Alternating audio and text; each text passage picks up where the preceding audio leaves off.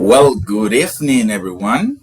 Welcome to our 10th class of this improvement English course. I hope you had a great weekend and that you study a lot about what we have been seeing all these past few weeks. So, today we have one interesting topic. It's one of my favorite topics. It's a fun topic because you get to deduce things, and I like the to deduce things. Something like Sherlock Holmes. You feel a little bit like Sherlock. You start deducing things in the past. What could have happened? Okay, or what might have happened. So today this topic will be presented by Nehemiahs. I want you to pay close attention to this topic because it's similar to the one we saw on Thursday, but it has its differences. And even though you will be surprised with what I will tell you at the end about the test, you need to know this in order to differentiate this from the present models of deduction. Okay? So this is a must. We have to do this. So, Nehemiahs, the time is yours. Okay, thank you very much, teacher and dear colleagues. Yes, I'm going to share my. Okay, Let me you give try. me the chance to opportunity. Yeah. Yeah, there you go.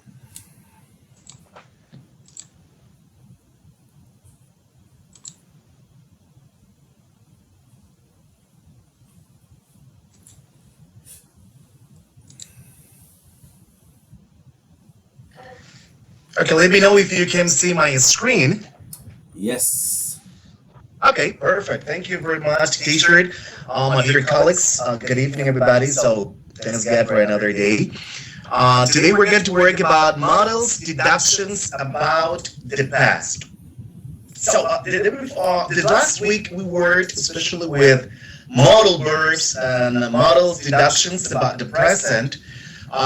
They were an interesting topics, grammatical topics. So today, Tuesday, we're going to continue working with this part. But on this occasion, about models deductions about the past. So here I made a little introduction, a quick introduction or a quick explanation about the things we saw the last week. That is very important to take into consideration in order to understand perfectly. This grammatical topic, as our teacher said, is very fun. It looks like very complicated, of course, but if we pay attention to this explanation, not just explanations, just the things we can see here and practice all of them, I think we can make it and we can take the bull by the horns. Especially if we get those topics in the text. So, introduction, model verbs. Okay, so I've got here a definition about model verbs are auxiliaries verbs that express necessary, possibility, permission, ability, and other types of modality. Like regular verbs, modal verbs do not change form according to tense of subject. So we've got here common modal verbs. Common modal verbs. So can, may, must, should, would, shall, could, might, will, and ought to. So these are the most common verbs in English language. So let's move on to the next PowerPoint slides. So we've got here, I'm going to show you, I'm going to read this grammar explanation about models deductions about the past. So we can use modal verbs for deduction about the past, guessing if something is true using the available information, guys. So I'm going to read that again because I found it really interesting, especially this part. We can use modal verbs for deduction about the past, guessing if something is true using the available information. They are used to express various degrees of certainty, obligation, permission, ability, and other modalities in the past. So we've got here past models, certainty and possibility. So I want you to pay attention because I've got here the structures of each one and its definition, their definition. Must have plus past participle indicates a strong conclusion about past event. You see? For understanding 100%, especially this topic, it's necessary to know, to understand, to learn by heart this definition because we can distinguish when to use one and when to use another, and when to choose, especially in our tests, because it's a multiple choice test, exactly to choose the right one. Must have plus past participle indicates a strong conclusion about a past event. Example, she must have left already. So in parentheses, the speaker is almost certain she left. So that's the example we've got here. But the most important factor, the most important key here is indicates a strong conclusion about a past event. So below we have might have or might have. We can use both. May have is more formal, but we can use both in this sentence. Plus past participle indicates a possibility in the past. Indicates a possibility in the past. Example, he might have missed the bus. In parentheses, we have here a translation about these statements. It's possible that he missed it. So in this case, remember we use either might have or may have plus past participle. Past participle, guys, is very important to know because if we want to make structures either affirmative or negative with models, auxiliaries about past, deductions about past, we need to master it in 100%, or not just 100%, 95 or 80% about the past participle of English words, right? So remember, indicates a possibility in the past. He might have missed, or he may have missed the bus.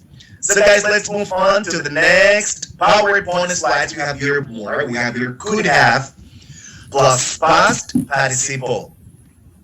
Could have plus past participle indicates a possibility or potential in the past, often implying that something did not happen. You see? So that's the reason what I told you a few minutes ago. It is really important to understand, to learn by heart the definitions of each structure, because it will help you to understand perfectly where to use it or where to choose the end, especially in a multiple choice test. So in this case, indicates a possibility or a potential in the past.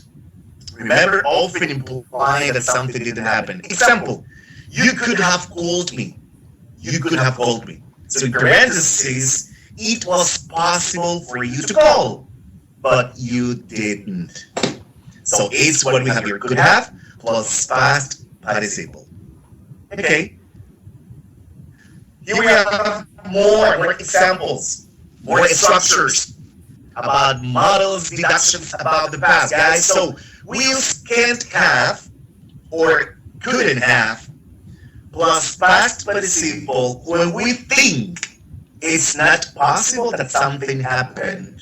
You see, this structure, this definition about can't have or couldn't have. When we think it's not possible that something happened. Examples, she can't have driven there. Her car keys are still here. She can't have driven there. Her car keys are still here. Another example below. I thought I saw Ednan this morning, but it couldn't have been him. He's in Greece this week. You see? When we think it's not possible that something happened. So these are examples related to this structure. Okay guys, so let's move on to the next PowerPoint slides. We have your past models, obligation and necessity. This is another aspect that is related, especially to this topic. So in this case, the structure is had to plus base form indicates a past obligation. Example, I had to finish my homework before going out. I had to finish my homework before going out. So these statements, as the descriptions, indicates a past obligation. Below we have more examples, more structures, models, deductions about the past. Should have, ought to have, plus past participle. So the description about this structure indicates a past obligation that was not fulfilled, that was not achieved. It's the definition, another synonym about fulfilled, that was not achieved or fulfilled, often with a sense of regret or criticism. See? It indicates a past obligation that was not fulfilled, that was not achieved, often with a sense of regret or criticism.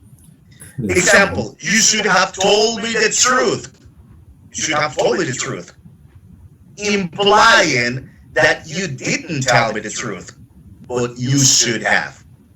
So that's the reason the case, a past obligation that was not fulfilled. It's an obligation, something that the person should have done in that circumstances, in next circumstances. Okay, we have here, so pay attention to this part, because we have here the conditionals. Maybe you're wondering yourself why MES is talking about the conditionals, because these conditionals about models, deductions about the past are totally disagree in terms of grammar. No, it's related, so pay attention. Conditionals.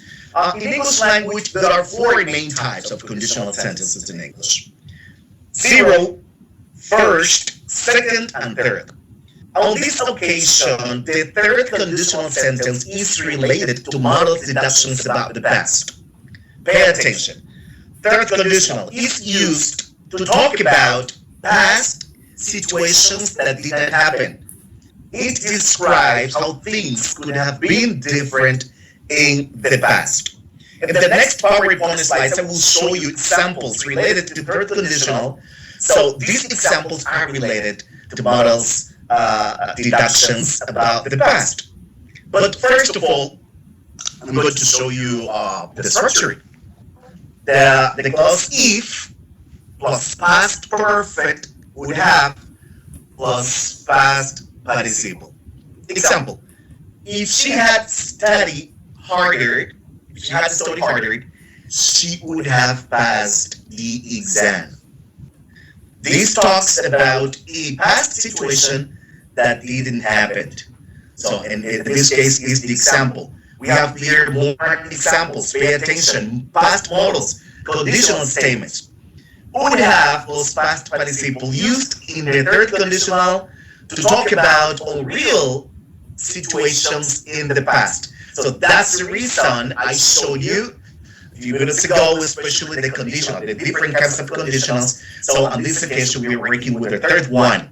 Example, if I had seen you, I would have said hello, but I didn't see you, so I didn't say hello. So in this case, is the first example, could have plus past participle indicates potential outcome in the past, often hypothetical. Indicates potential outcome in the past, often hypothetical. Example, if you had worked harder, you could have succeeded.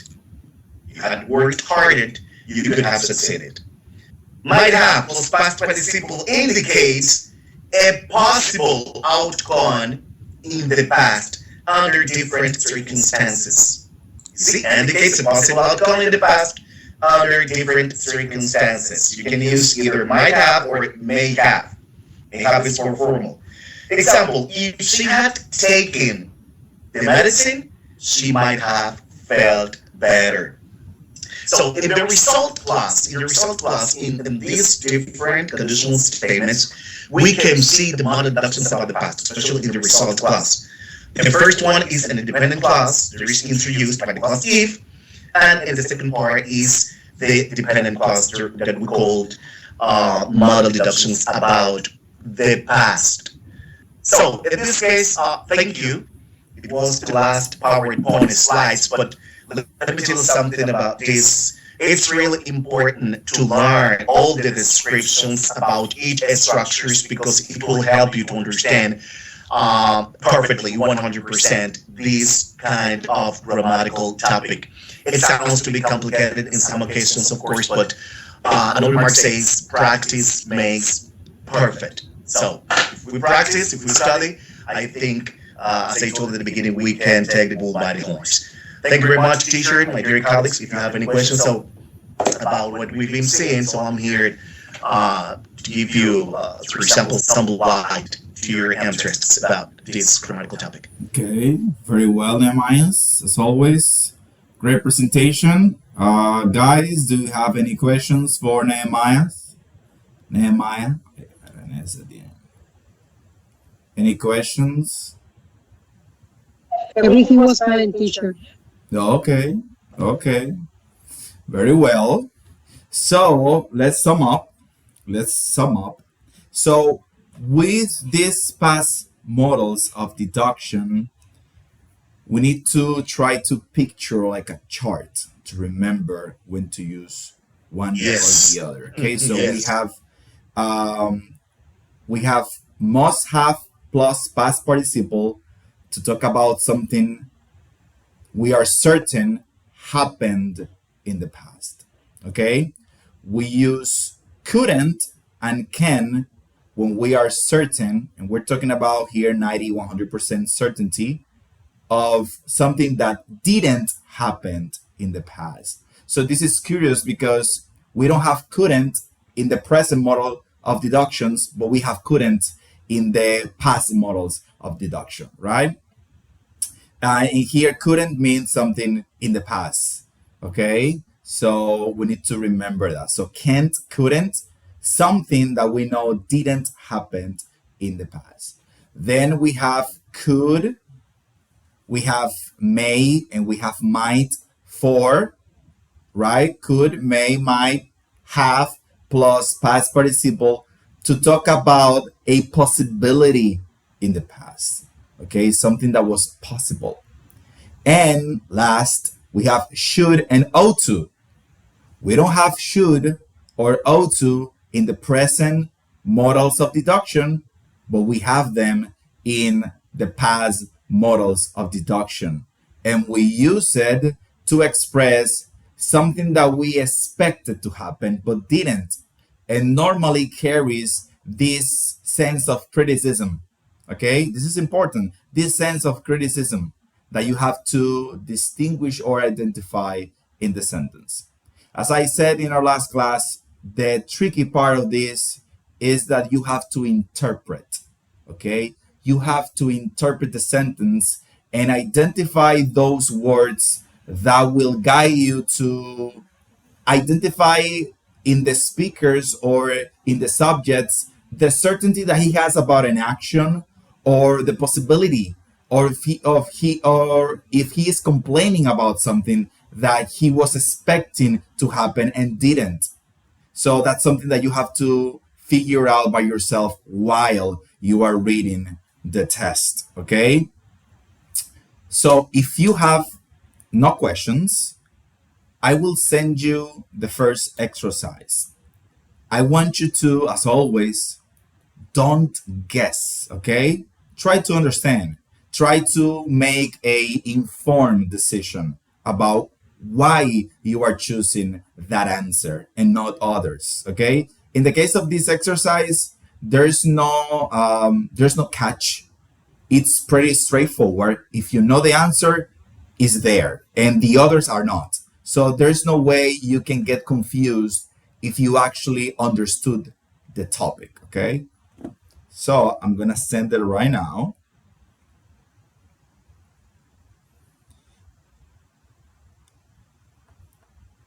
And then if we need to, I will break it down one sentence at a time and explore why one is the correct answer, okay?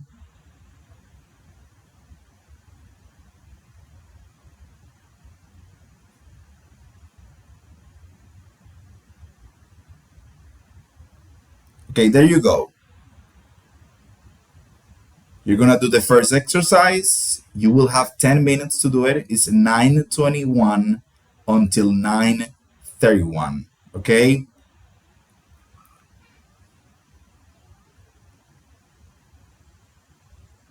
Good luck.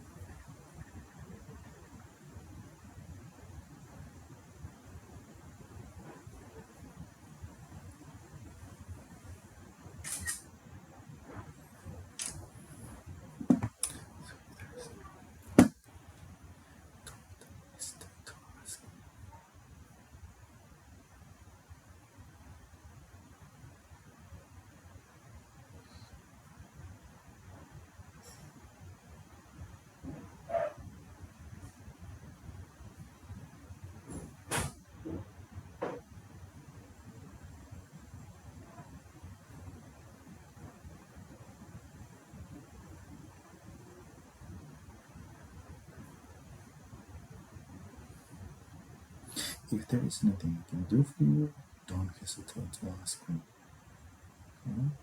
The only thing that will make me happy is to see you dance the majority of the way.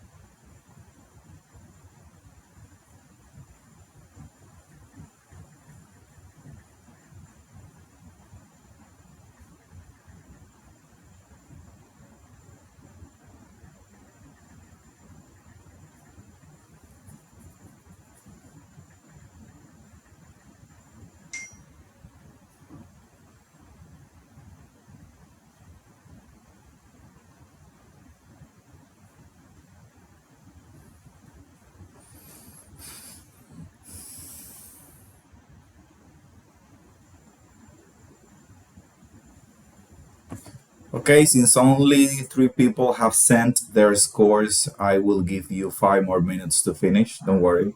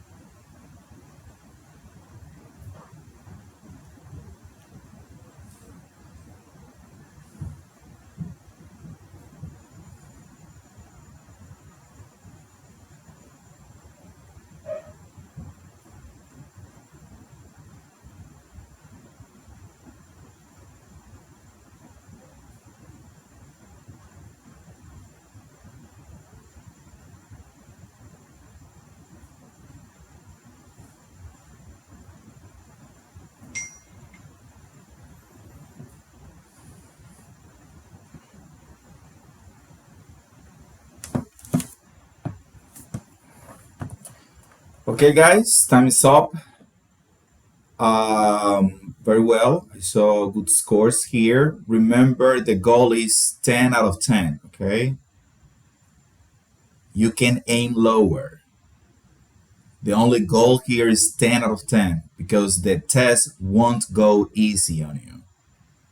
It won't go easy on you. Every point matters, and you need it. Okay, or you will need it in this case. So remember, every point matters. You need to try to aim to 10 out of 10 and keep practicing this until you get a 10 out of 10. So I'm going to send you the second exercise now, again, with the past models of deduction.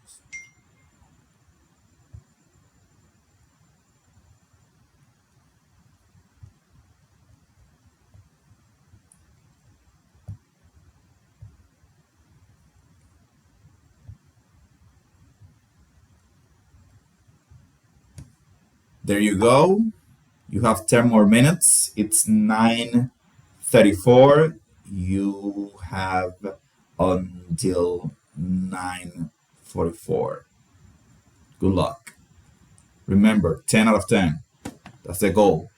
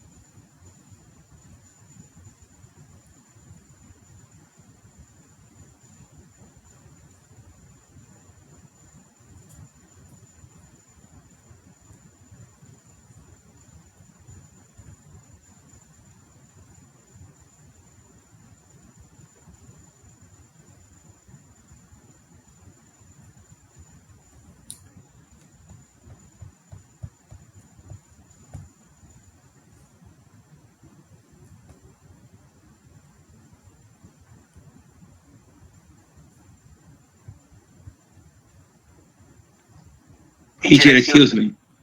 Yes. I Yes, Joan. have a question. Yes. As in the second exercise, we have to continue to the third part. To the next page. At the end, you will see Next, the option next the page. next page. Yeah. Okay.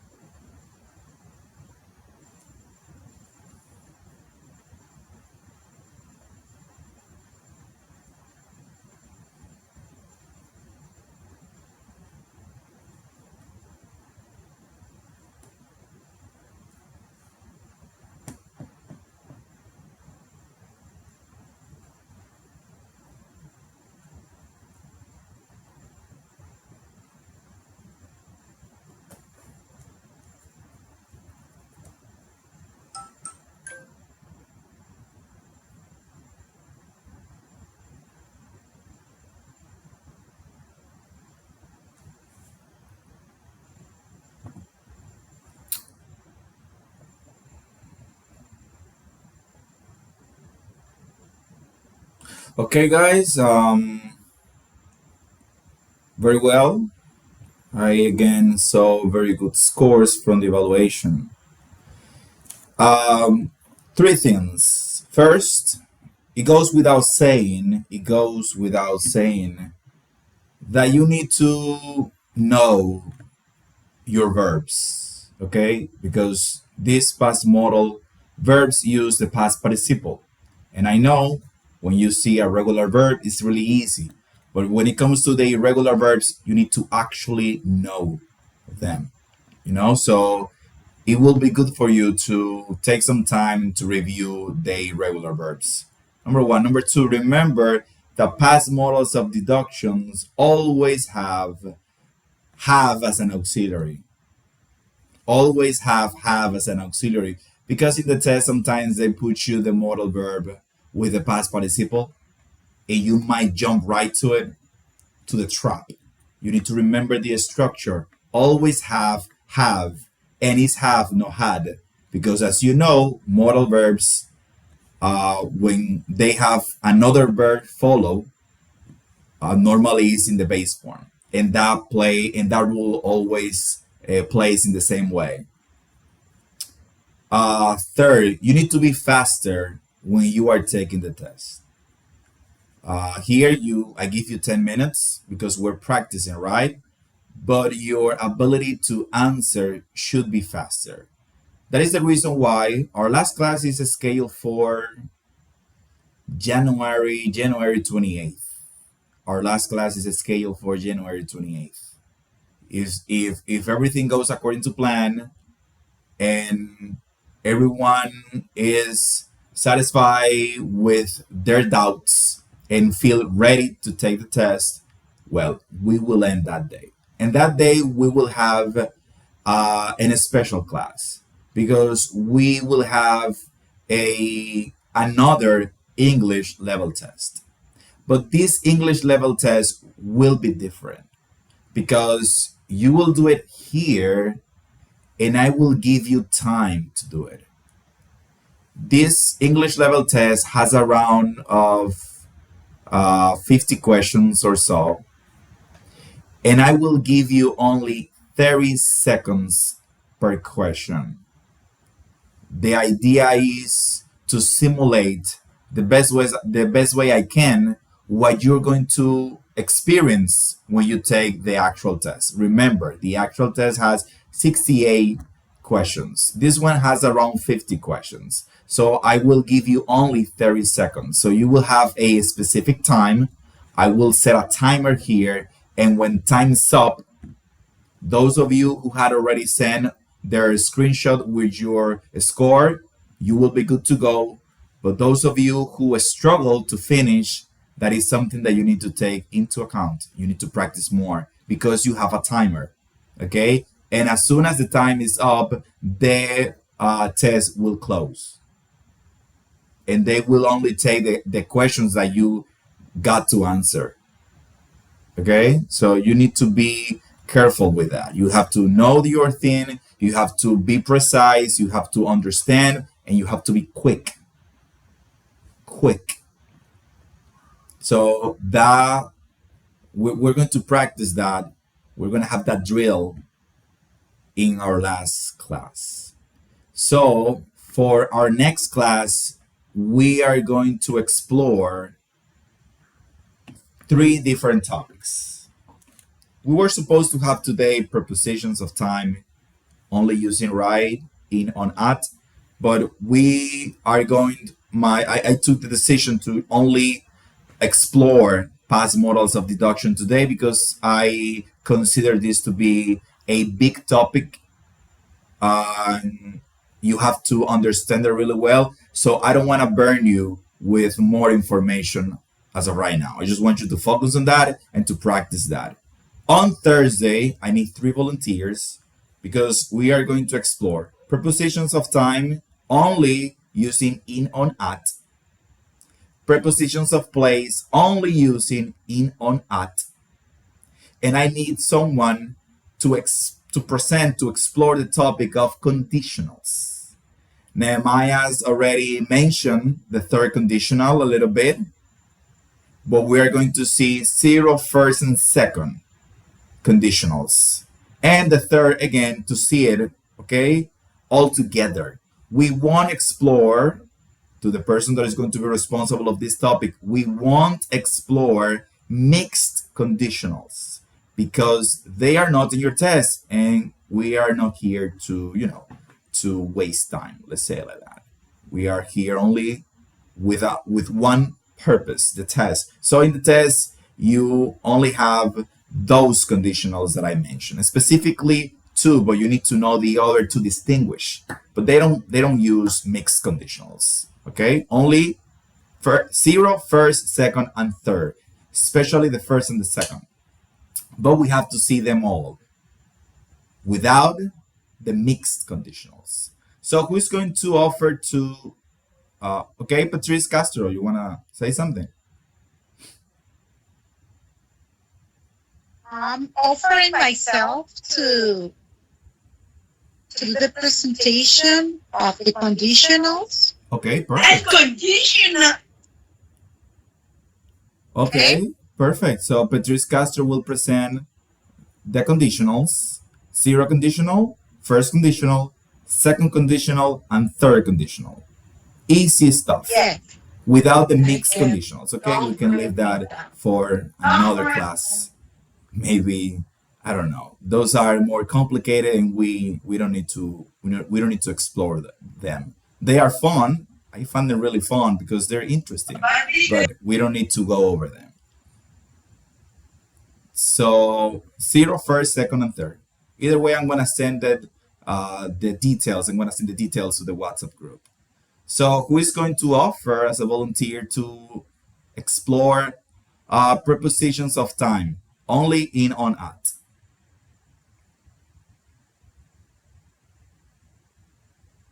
It's an easy topic. Let's see who wants to volunteer. If you wish, I can do both of them. Okay, if you want to, that's up to you. Yeah. Okay. So Or the Patrice, preposition of time in on at. Yeah. Because in on at are also preposition of place. you want to take the three topics? You can handle it? Let me see the third one. Yeah, prepositions of place. Preposition of place, in on at. Okay. Okay, so Patrice Castro is going to have a huge class on Thursday because she's going to present prepositions of time only in on at, prepositions of place in on at, and conditionals. Okay, very well. Thank you, Patrice. So I don't want you to feel too confident about those prepositions because when I was reviewing your practices, some of you use them wrong. Okay, some of you use them wrong. So it is an important topic. It is in your test, and I know anyone can make a mistake, but when we are teachers, we are not allowed to make such kind of mistakes or those kind of mistakes. A student can, but not us. So we have to be thorough, we have to be precise because they are not evaluating us as students, but as teachers. So you have to be careful with that. Okay? So with that being said, guys, we are reaching the end of this course. So let's keep up with the energy, with enthusiasm, because we're getting there. We're getting to the deadline of this. So see you on Thursday. Remember to keep studying. I will send another link so you can keep practicing past models of deduction, and see you on Thursday at 9 p.m. Have a really good night. Bye.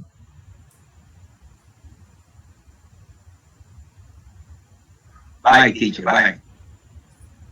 Bye. Bye. Have a good night, Good night. teacher. Good night. Your colleagues. Yes. Fausti, do you have a question, Fausti? Bye. Fausti. No. Bye.